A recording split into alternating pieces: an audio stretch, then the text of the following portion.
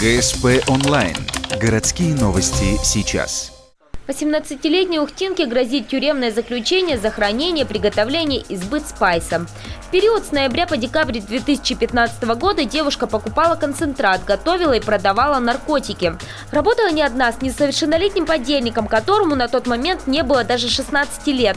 Молодому человеку отводилась роль посредника между изготовителем и покупателями. Их искали где попроще – в школах. Наркотические средства сбывались в том числе и в образовательных учреждениях.